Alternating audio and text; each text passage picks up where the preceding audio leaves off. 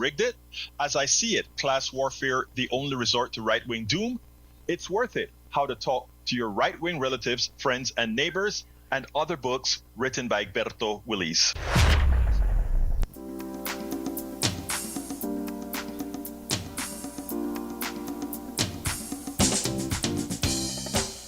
Welcome to Politics Done Right. My name is Egberto Willis, your host. Good morning, Houston. Good morning, Harris County. Good morning to the great state of Texas.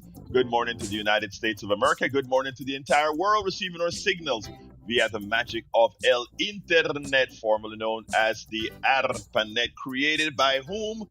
Created by we the people. Something that we must remember and take back because they are using these instruments not to our own demise, but to turn us into bots that keep them well monetized, well capitalized. Anyway, before we get into business, let's go ahead and say good morning and a big hello to the geniuses in El Estudio, Senor Howard Reynolds and Jacques Van Beba. Good morning, my brothers. How you guys doing? Well, when you see those two guys, tell them we said hi. This is Laurel and Hardy this morning. It is Wednesday morning at the radio, 10th of December, 2025. And Jack, I don't really have any rants today or any comments.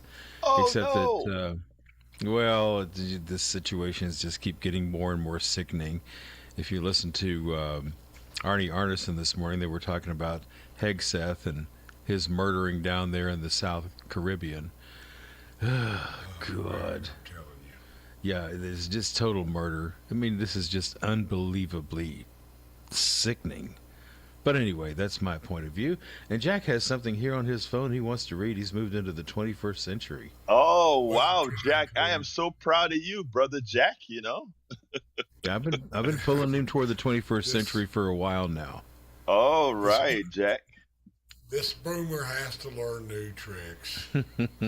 All right. Okay, go boomer. Okay, this is your radio show today.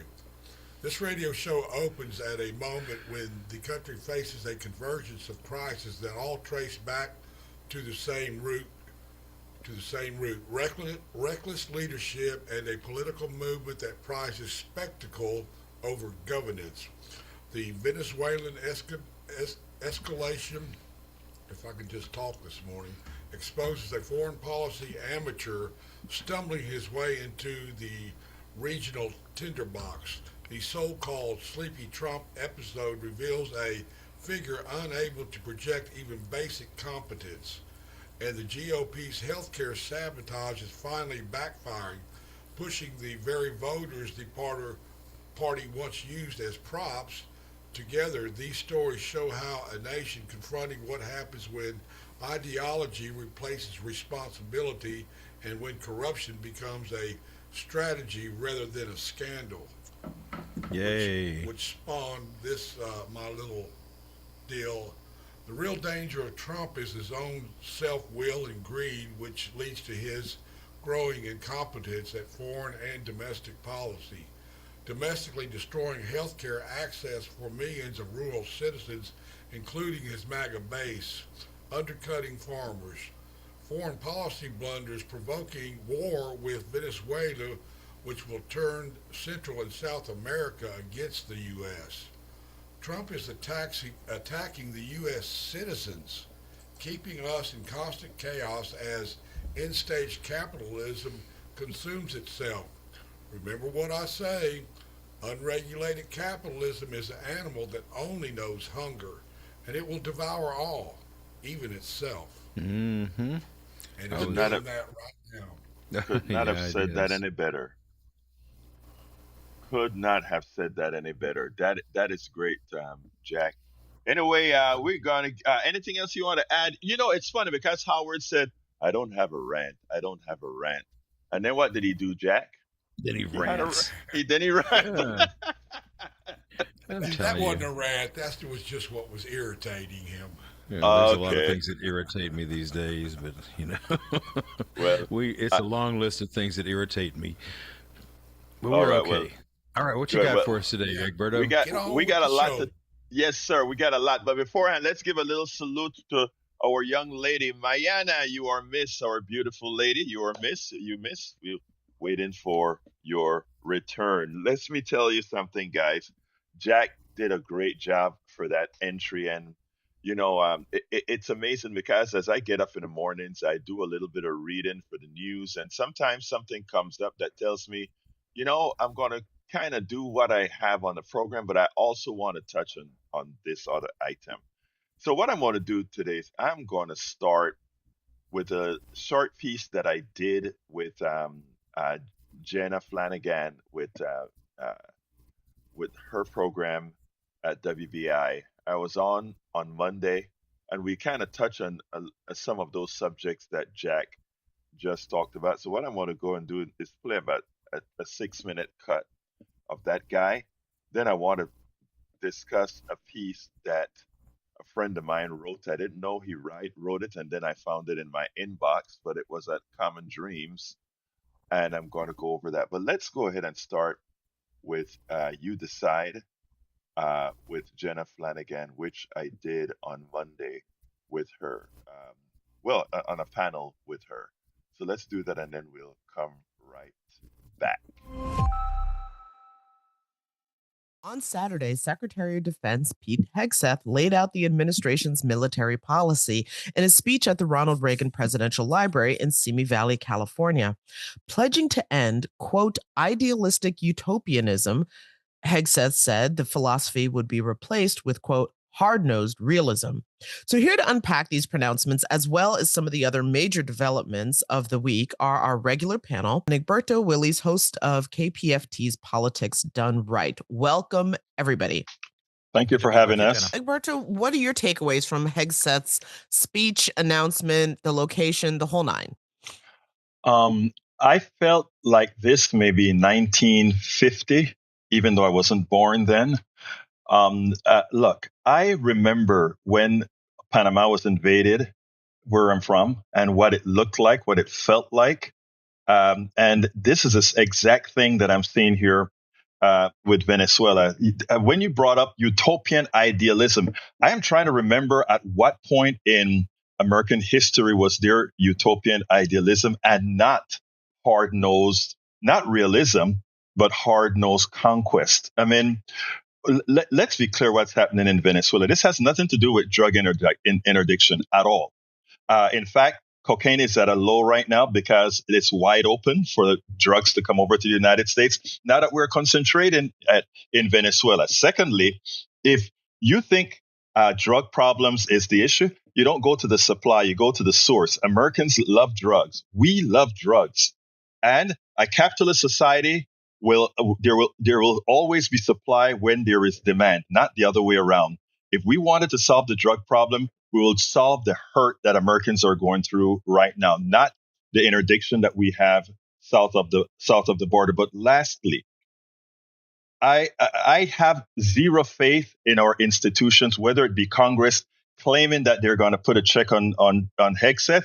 You listen to Hegseth's speech at the Reagan Library. That speech will hold until we, the people, say otherwise. And that occurs in 26. Right now, I'm sorry, you're.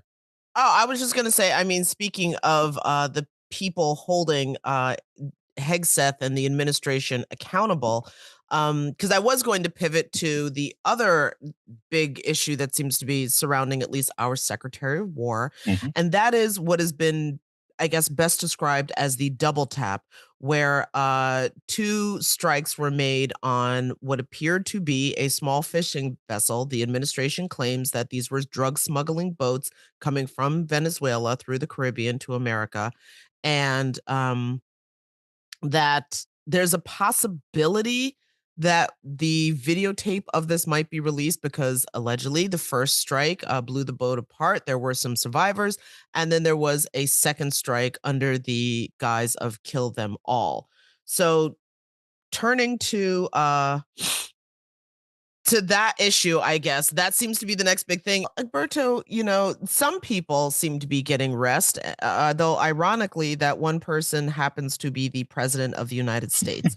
There have been numerous times where we've all seen him sort of doze off, nod off at public events, including cabinet meetings that he called. And, late night TV has had a field day with this and everything else. But what is your take that the American people, is this a laughing matter, or should we be concerned about what we're seeing happen on camera? Super, super perfect question. Check this out. I'm not worried about the president sleeping. I'm worried about who's really running the country, because we always knew he was incompetent. We always knew he didn't know very much, but at least he was awake. Now we know all those things are still true, and he's also sleeping. He didn't know that he released the Honduran president. He didn't know that. He didn't realize that he signed a pardon for this guy. We had some protesters out in Bryan. They couldn't find Giselle Maxwell. They're thinking that maybe she has already been gone. I got a call on Saturday. There are no guards out here anymore.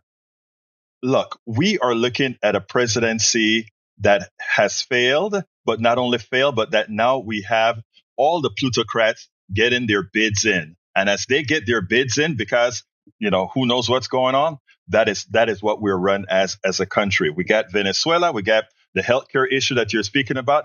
One hope I have, Jenna, is the following. Mm-hmm. I think it's going to fail to get the subsidies passed that you just asked Dave about. And not only do I think it fails to get passed, I think many Republicans are hoping it doesn't get passed because they will finally put a hole in Obamacare. That said, they're expecting to lose big in 2026. Why not take the hit by bringing down Obamacare as well? We're going down anyway, and then move on from there.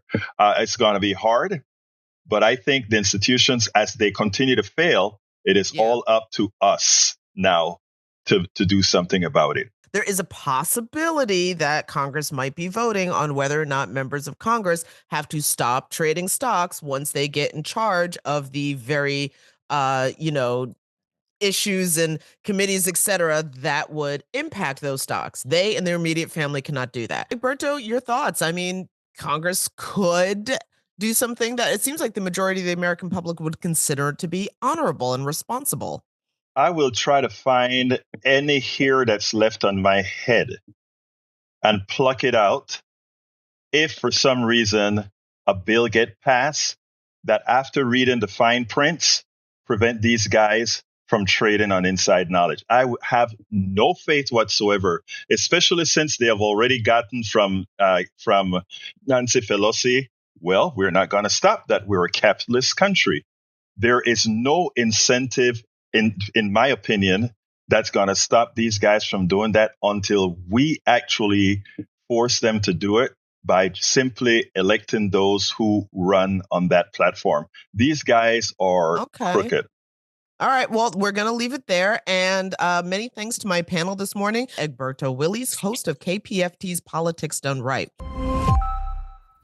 All right. That was on Monday. And you see, we kind of covered the three subjects that we wanted to add to today. But this morning I woke up to an article in Common Dreams by my good friend Norman Solomon. Norman Solomon is a longtime journalist, puts out a whole lot of material, of course, because he's a progressive journalist. He doesn't get a lot of the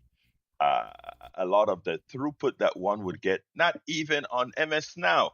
But his writings are out there for all those to see. But he put out an important piece titled "How Corporate Democrats Made Trump Possible: A 10-Year Timeline."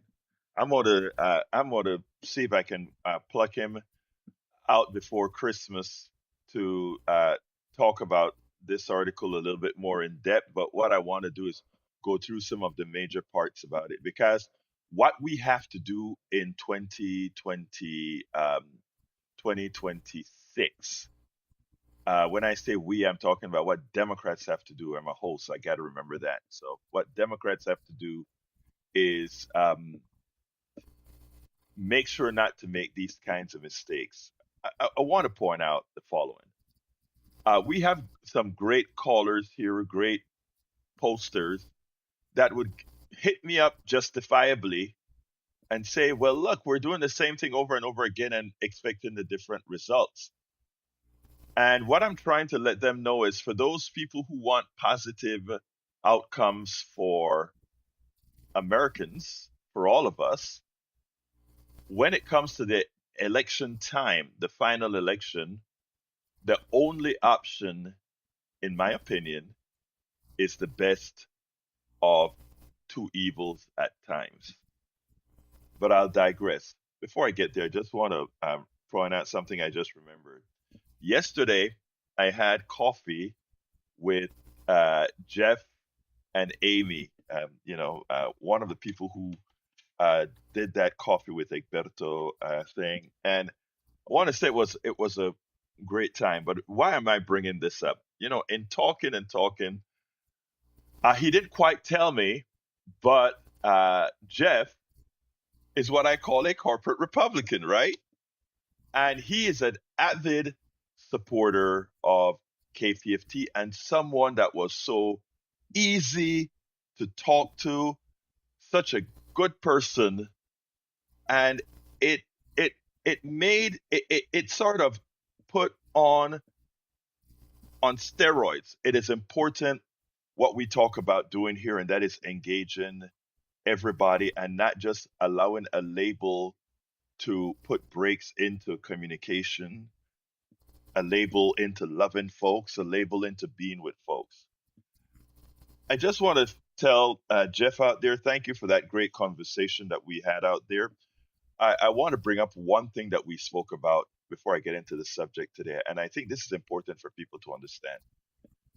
Jeff was telling me how he taught his kids to be good Americans, to be resourceful Americans, to be productive Americans.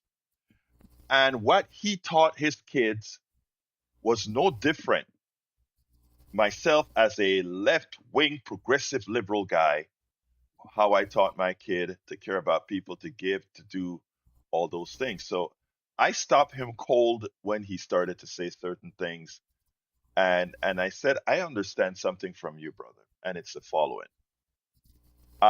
You have some conservative values that, while it's not mine, I'm glad it's there because it can put a backstop or it makes me think deeper on the things that I believe in, the things that I want to do. And when necessary, I will adapt some of these ideologies when it actually, improves what we believe is right for humanity. But the thing about my friend is that he looked at all what he did many a times is look at things through his eyes.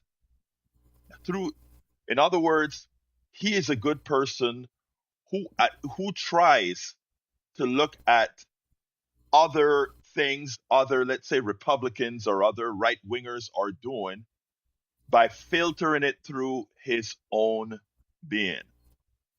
And in so doing, we spoke about Dell and some of the issues.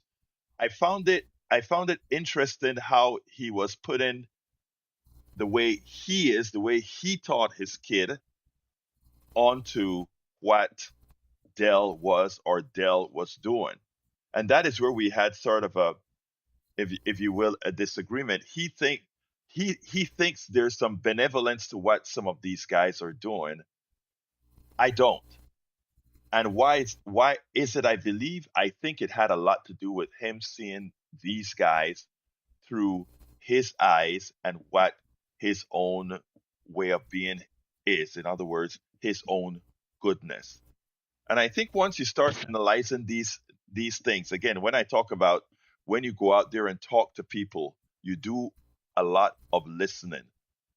That is how you can discern a whole lot of these issues. I just wanted to bring that up because I want to say that conversation that I had uh, with Jeff and his wife, I really enjoyed. It is the kind of conversations that I wish more of us had. And yes, there are the immutables on the right, and to some extent, very small amount. And this isn't bias. This is just by the numbers on the very far left as well. All right, I'm going to get into the subject with Norman Solomon in a minute, but let me get to John in Minneapolis so that I don't have him waiting for too long, and then I'll move on. Come on in, John. Norman Solomon is a great guy. I love listening to him and have for years. But I just wanted to, say that, unfortunately, this city has been targeted as a city that ICE needs to get rid of, quote, the garbage of 84,000 Somalis.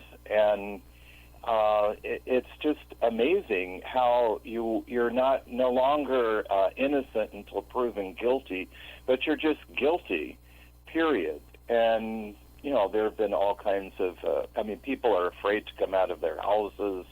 It has such a chilling effect in the Somali community, which isn't very far from where I live, and they have contributed in the over 30 years that they've lived here immensely to the economy of Minnesota. It's one of the best in the country, and yet one person gets to call them garbage. It's just amazing to me that an elected official and the president of this country would use that kind of terminology. And I just wanted to state that. John, let me just interrupt you a second to say the following, right? Let's remember that Donald Trump is one of the greatest projectors. Whatever he calls or put onto others, he's actually describing himself. Remember that. Whatever he puts onto others, he's actually describing himself. He is the garbage. He is the one who doesn't know. He is the one that falls asleep. He is the one that perform all these things. So, we just have to remember to project that and to put that narrative on whenever we're talking about what he said today. With respect to how he thinks about Somalis and others, I think we can disregard that, except that it comes with a gun. When ICE comes there and shake people down, and let me tell you, it is actually becoming a danger. And what I mean by that, a few days ago in Japan, in Okinawa, we get the military police apparently has the rights to roam bar areas where Americans hang out and apply some sort of discipline. Well, security, if you will.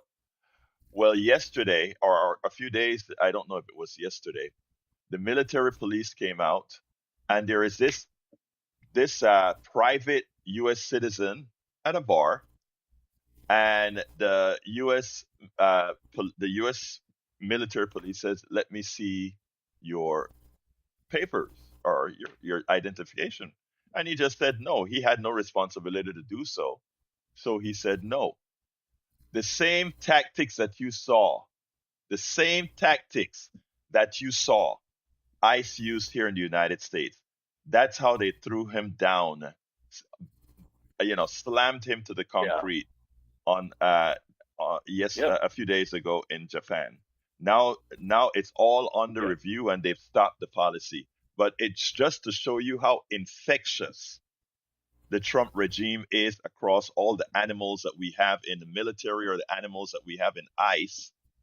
It gives them a permission structure to do these things. But I got to go, John. Thank you so kindly for your call, my brother. Can I say one more thing? Yeah, go ahead. Can I just add? Yeah, I grew up in New York, and so I'm well acquainted with all of the mafiosa. Literally, you can say these people are garbage that Donald knew personally and have had business relationships with and still does. So that's all I wanted to say. And thank you, brother. Appreciate you.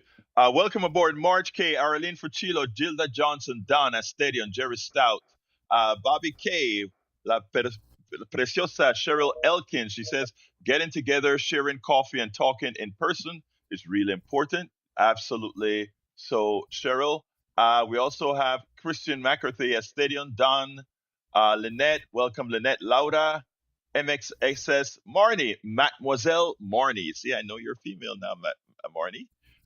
Margaret Ryan, if I missed your name, forgive me. And Jane B in North Carolina. How you doing? Beautiful. And of course, there's A Golf Twitler, Eric from Atascocita.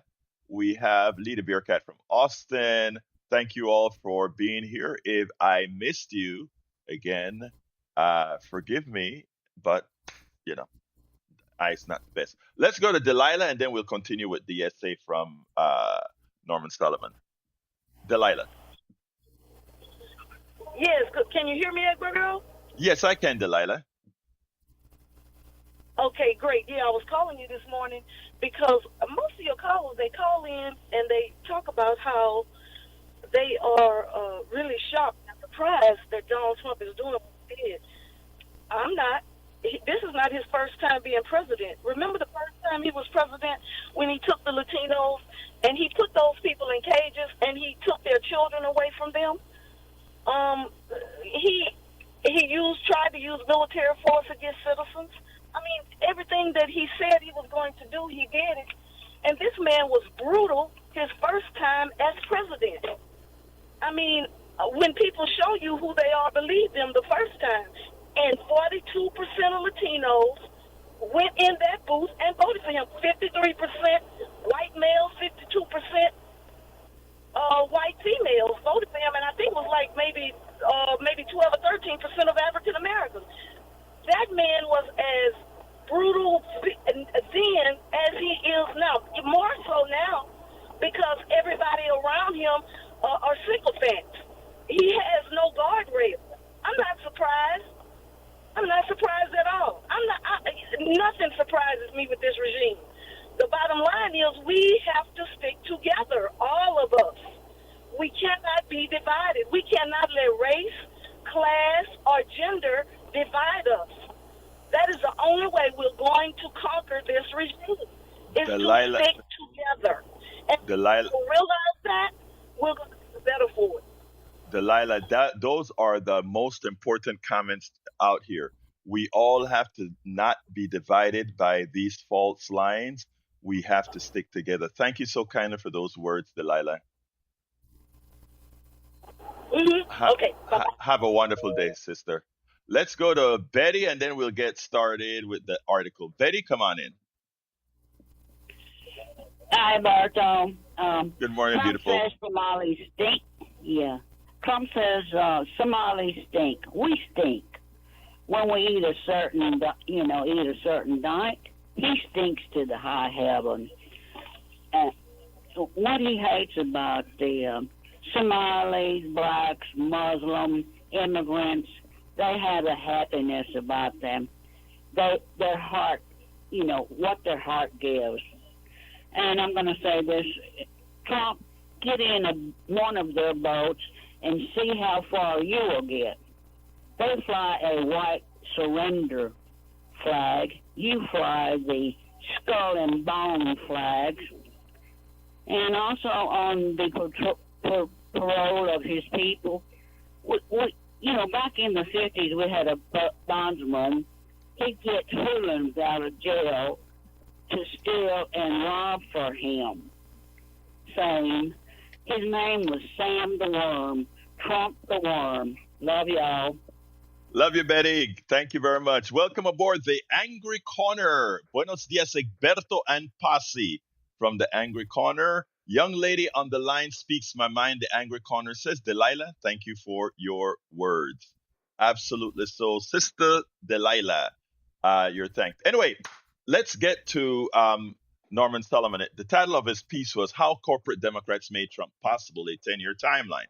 And I'm going to read the most points real fast. It goes, 10 years after Donald Trump first ran for president, he stands at the helm of Titanic America. How did this happen? No factors were more pivotal than the outlooks and actions of the Democratic Party leadership. Scrutinizing them now, it's vital not only for clarity about the past, it also makes it possible a clear focus on ways to prevent further catastrophe. And Norman nailed it.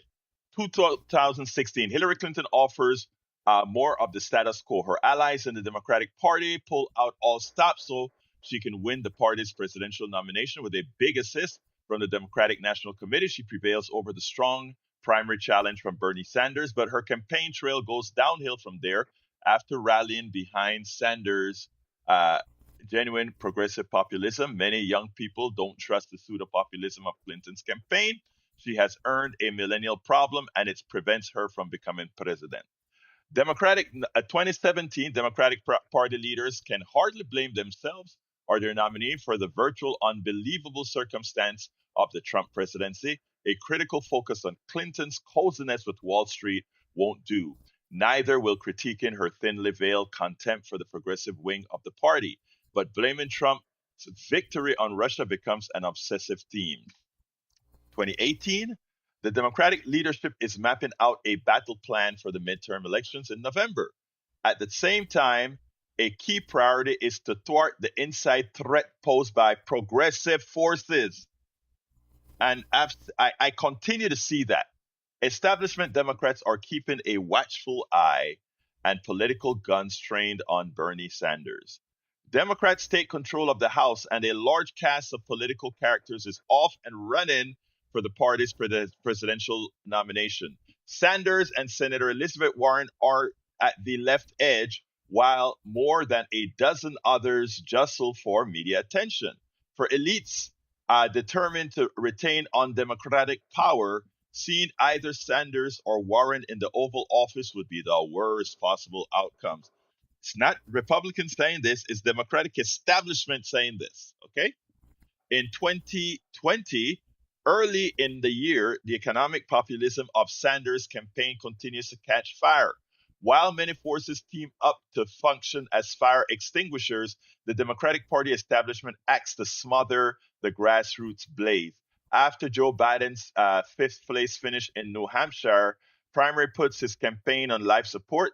Rescue comes 18 days later from South Carolina, where Biden wins a landslide primary victory, and then several corporate-friendly contenders quickly drop out of the race, effusively endorse him. When Biden clinches the nomination, largely close ranks behind him. Let me tell you a little bit about that segment in early 2020, because I was out in Las Vegas campaigning in Nevada for Bernie Sanders. They put me, his campaign put me and my cohort in the Latino area, where we were really juicing up the Latino vote in all these, like the Michoacanes and the equivalent stores like Fiesta and so forth out there. So we were parked out there bringing people in. And I remember that night was the night of the election. We all went to this bar in off the strip in Vegas, and we sat down there and watched the returns. And Bernie won in a landslide. And you should have seen the faces of the establishment Democrats on TV. And I remember as we were flying back, I was flying back with my buddy, who actually, we flew up there together from, George. George, I think it was. We went up there and we flew together out there. And on our way back, we were like excited. It actually is going to happen. We're going to get a progressive elected. And I never forgot when from, I think it was Kamala Harris and all of them just started dropping out of the election like flies and endorsing Biden. And then Clyburn, who is a god for Democrats in South Carolina, pretty much sealed the deal for Biden. Now, I'll continue this a little bit later, but I mean, that really showed me, and I don't know if Glenn Rand is in the chat right now, but this is what Glenn Rand gives me a lot of hard times about, because at that point, that is where many folks, that created sort of that split that said, my God, we are there. We are there, meaning progressives are there. And when they are the ones taking the mantle, as opposed to how progressives support the establishment when that's the only choice, the converse was not true. But anyway, 2021 came about. President Biden first year includes backing and signing legislation with real benefits for tens of millions of Americans. I got to give Biden that. That was so true. Biden signed policies that were more progressive than any president, Democrat or Republican, since Roosevelt. So I really felt a positive, like, okay, at least the establishment is atoning for having rigged the system against my brother Sanders. But before the end of the year, he abandons Build Back Better legislation that would have been transformational. And they put the blame for abandoning the the Build Back Better bill on Cinema from Arizona and the guy from West Virginia. But you know what? Why didn't Biden twist some more fingers, right? Because that's what they do when they really want something, but it didn't happen. Notably, Biden withdraws all troops from Afghanistan in late summer, but overall, he opts to fuel militarism with ever higher Pentagon spending instead of devoting adequate resources to meet human needs and protect nature. The president goes full speed ahead with modernization plans for the ever more dangerous nuclear weapons that already have a pre overrun price tag of $1.7 trillion. 2022 comes along. Biden relapses into his customary moderate political mode. Notice we gave Biden the kudos. He brought progressive policies more so than any other president economically, but then it's like having the relapse. Party discipline internalized by Democrats in Congress precludes independent minded leadership as they begin to proclaim that Biden should run for re-election. 2023 comes, a real life Shakespearean tragedy unfolds as Biden throws down a gauntlet to run for re-election, even while his mental frailty becomes more evident. Look, compared to Donald Trump's today, I mean, who is showing a lot of not only mental problem but psychopathic issues, Biden could still do it. But the problem is he wasn't the person that America wanted, and even Democrats turned against wanting him. But what did we get? We got Kamala, and when Kamala came, instead of saying, I will make that big break, and by the way, look, I supported personally, take my host hat off. I supported Kamala. I went full fledged into Kamala. Like I keep telling folks, you vote for what you have the choice of. You do it. And, well, we all know what happened. And we all know that all the reasons why Kamala didn't win, but that's for another day. In 2024, among top Democrats' denial about Biden's evident cognitive infirmity grows along with the infirmity itself. Even after Biden's disastrous debate performance in late June, the political reflex of this dissembling prevents him from bowing out for another 28 days. 28 lost days of building something. But here is the real issue, and here is where Democrats have got to perform now. Here's where progressives have got to take the bull by the horns. And I'm going to read this last few paragraphs. He says, last month, two events showed the huge contradiction between the potential for true progressive change and the dire reality of feckless Democratic Party leaders.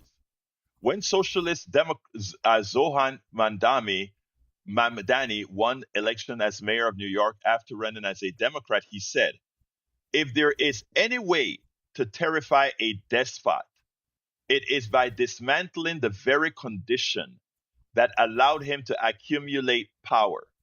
This is not only how we stop Trump, it is how we stop the next one. A week later, 8 members of the Senate's Democratic caucus surrendered to Trump, betraying efforts to defend Obamacare. and a healthcare status quo that still leaves tens of millions uninsured or underinsured. The capitulation meant that the nation's healthcare crisis would get even worse. Craven and conformist Democratic Party leadership coloring inside corporate lines while enmeshed with rich backers hardly offers a plausible way to defeat the Trump forces, much less advance a humane political agenda. Saving the country from autocracy requires recognizing and overcoming the chokehold that Democratic leaders have on the party. You take a look at how long it took the governor of New York to endorse Mamdani. You take a look at how long it took Hakeem Jeffries to endorse Mamdani, even though Mamdani won Hakeem Jeffries' district. You see that after these big wins, they centralized on the New Jersey and Virginia governors' races as the template. Two purported moderate.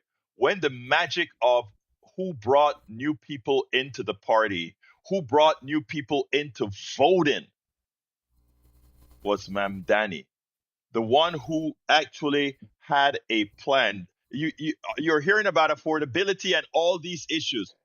Who is the one who made affordability an issue? Who is the person that said, let's make the American people, let's centralize on American people. Let's centralize on the middle class. That wasn't born out of the two moderates running in Virginia and New Jersey. Those were the words picked up from Mamdani, the person that the Democratic Party has yet to really full-throatedly fall behind and start to bring more people in his ilk into the party. Do you want to win? Do you really, really want to win? You support policies that the American people want, and you support those people who have the ability to bring those people in. And that 35-year-old Zorhan Mamdani showed exactly how it is done and how it should be done. So here is a word of warning for the Democratic Party. Here is a word of warning for Hakeem Jeffries, who believes he will be the Speaker of the House in 2027. Let me tell you this. Number one, winning the election is not guaranteed.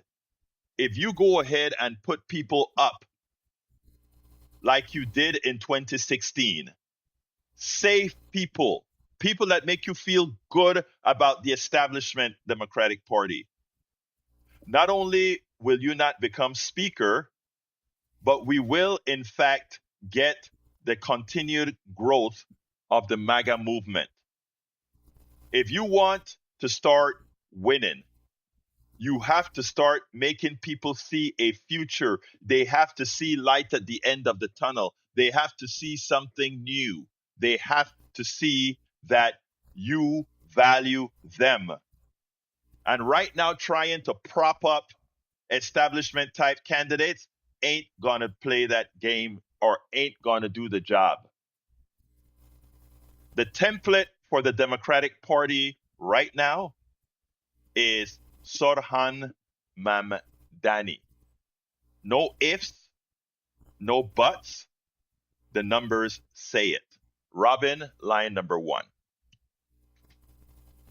Good morning. I was calling. I'm referring to stuff from previous episodes. I'm not sure what is being discussed today, but I had some time to comment on the leaving MAGA issue. I had learned about it. I learned about leaving MAGA back in the spring, and this is an idea for people who are wanting to be part of the resistance, but maybe in a kind way. What I've been doing on social media is when I'm seeing somebody who's obviously MAGA. There is a website, Leaving MAGA. I think it's .org. You can, click it, put it in your clipboard, and then anytime you see that, I like to clip it as a response to their comments. Sometimes I might be like, hey, when you see that this isn't working out for you, here's a support group. That way they don't know because some people probably don't know what it is. You can lead with that. And then I did want to agree and why I've been, promoting Leaving MAGA is in 12-step programs, they have a community that meets together and, can relate and have, it's just so helpful. It just made total sense to me that Leaving MAGA would be antidote solution for the disease of MAGA. So I appreciate that, Robin. And in fact, I think that may be the same website that the guy that was interviewed by, I think it was that's his website. Yeah, that'd be his website. Like, say you're I really do think of it along the lines of drug addiction, alcoholism, all the isms or whatever. They have a website, and there's always been a founder, like AA has a founder, NA has a founder. So, yeah, to me, it's probably something very similar. And my tactic is instead of going into these long arguments or anything, I just like to link that, and it's just, Facebook at one point, I guess I was spamming so much they had to cut me off. That's right, but I think that is very helpful, and you know what? I wish I had thought about that advice many a times in the past to give, because there are a lot of people who simply get mad and ignore the message, or get mad and put something in a message. I think we can be so much more effective with your technique of having a link ready to go, and you don't have a lot of explaining to do. You just put that link in and hope that they'll go there. And a lot of times they will, because they'll be frustrated enough to do exactly that. Let me see what the hell this is, and they'll go and click that. I think that's some darn good advice, Sister Robin. I think you've really and then if you put it on, even when you're responding to somebody, they'll get that message, but you never know when people are reading through the comments. They might go, oh, there's a solution. Right. Robin, let me ask you this, because are you still getting an echo on the back of your phone? No, actually, I am not. I'm not receiving any echo. Okay, great. Look, thank you very much for your call, Robin, okay? Yes, thank you for taking it. You have a day. wonderful, you too now. All right, great. Welcome aboard, Joe. Joe from Joe from Los Angeles, California. Welcome to being here. Don says sick right-wing ideology straight from the Milton Friedman handbook.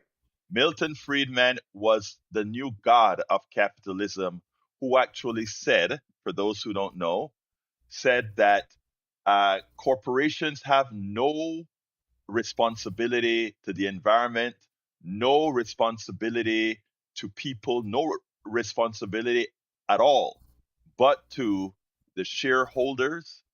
And of course, the executives must ensure that result. And for that, they are given healthy bonuses. You have to realize when you hear me talk about these issues, it's not like coming out of space or something like that. That is the capitalist ideology. The sole purpose of the corporation is to create a profit for the shareholders, not to do good. That's not in their that is not in their task list. That's not the task list of the executive at all. And it is written. Go, if you doubt it, read the article in New York Times by Milton Friedman.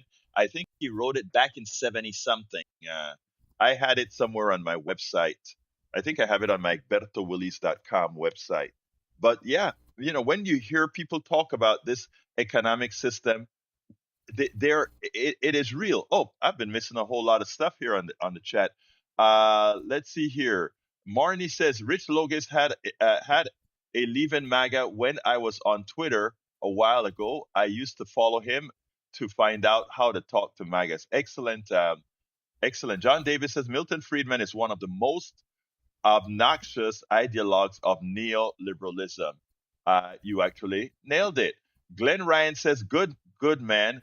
Wake up then and stop giving them your vote. Glenn, we meet on, I hope you got my email. I think we meet on Sunday, and we also meet with a MAGA person on Sunday. So let's have a good chat on Sunday. And I'm going to try to once and for all discuss that issue with you, Glenn. I hope you heard me name drop you a few minutes ago. Let's go to Jimmy. Come on in, Jimmy. Hi, Bush. I'm still waiting for the Supreme Court to rule that Trump cannot use these tariffs. That's up to Congress to put taxes on us. And also, Lieutenant Governor Dan Patrick wants to add give $1 to, or $1,000 to every baby that's born in Texas, similar to what the federal government's going to do. I think it'd be far better to put that money directly into education. More education is the key to success for individuals and for nations. And let's give more scholarships in our public colleges and make tuition free in our public colleges. That's the best thing we can do for our country right now. It'll benefit the whole world. People will make smarter decisions. They'll start new businesses. It'll be a wonderful advancement for our society. Jimmy, I think you nailed it. I think we have to stop with the gimmicks and start having policy. And we don't know how effective Mamdani is going to be right now. But the one thing that we know is just from the narrative that he's given, if we followed that sort of a narrative, in other words, we lay out the foundation of what would make a better society, and then go ahead and do it, we'll be all well for it. And within that good society is exactly what you're speaking about as well, Jimmy, which means let's go ahead and make sure that we invest money, invest these resources in things that will benefit people, and not come with gimmicks about, insurance savings account or a saving account for a baby. $1,000 won't give you more than $7,000 by the time the baby's 18. But anyhow, thank you for your thoughts, Jimmy. You have a wonderful day, my brother. One more thing. Go ahead. He's proposing free bus service. I read an article how Iowa City in Iowa is already doing that, and it's making for less traffic and less pollution. It's working out really well in Iowa City, Iowa. Free buses. You know what is so funny as well, Jimmy? The free bus thing means that people who have to go to work and have economic problems, a lot of times transportation is a problem in getting to work. The people who want people to go out and work, you would think they would think about that. But thank you, Jimmy. You have a wonderful rest of your day. We'll talk tomorrow. Let's go to Donald. Come on in, Donald. You're on, Donald. Hello. Yes, Egberto. Talk to me, my brother. Oh, crap. I'm in a no cell signal area. You're on, Donald. Oh, yes, sir. Hey, show that you're the bigger man, and we all know that you're a good guy. Let us do like a GoFundMe so that you can have contact with Brian, because we haven't heard that bridge that might have gotten burned. Okay, no, let me just break the suspense right now. Then I'm going to break the suspense. In case you're listening, Brian, right? I think I sent an email to Glenn. Glenn, Brian, and myself will be meeting. I think it will be on Sunday. You're going to have a lefty in myself. All right. You're going to have a lefty in Glenn, and you're going to have a righty in Brian, and we're going to have a damn good time. You hear me? Look. You the man. Brian doesn't scare me. Okay. I can get along with absolutely anybody once we have an honest discussion. So we're going to meet him, and I'll let you guys know how it works out. But I'm pretty sure it'll work out pretty damn Awesome. good. All right? All right, my man. You carry You- on. I was just in suspense, so I'm glad you clarified that. All right, you take care, brother. You take care. Uju Yes, is in sir. the house. You Uju too. M Bye-bye. is in the house. Thank you, brother. She says, Mama Danny was recently interviewed by Heather Cox Richardson. Everyone should watch it on YouTube. Oh, I wonder if he'll talk to me. Maybe I'm too little for him to talk. Heather Cox Substack is huge. But also that woman is so damn smart and historically accurate. Anyway, I'll look that up, Uju. What else have we got here? We are at 55, so let's go to the studio. Hey, did we get the echo problem completely taken care of, Howard? Yeah, I think we did. We had to rearrange some wires and roll some rosaries and light a menorah and pray very hard. But we believe we've got it taken care of. Yes, it was quite a complicated thing, but around here, what isn't? Tell me about it, my man. Okay, well, Jack says he has nothing to go, so take You it know, home, Egberto. Thank you. I just want to read this from our beautiful Uju. First of all, Cheryl Sell, he will definitely talk with you. Reach out. I'll try, Cheryl. But Uju M says, "Oh Lord, you're meeting with Brian? Jeez, take an elephant with you. He needs a hug. I am going to give him a hug. You know, I am going to give him a hug. Of course." But anyway, look, guys, love you all. Remember, the rest of the program is at politicsdoneright.com/newsletter. Politicsdoneright.com/newsletter. You can email me directly at kpft@politicsdoneright.com. kpft@politicsdoneright.com. Love all of you, whether you agree with me or not. And I mean that from the depths of my heart. Anyway, folks, you know how I end this baby. My name is Egberto Willis. This is Politics Done Right. And you know I end this baby. I am what? Out! You're listening to the American Democracy Minute, keeping your government buy-in for the people. After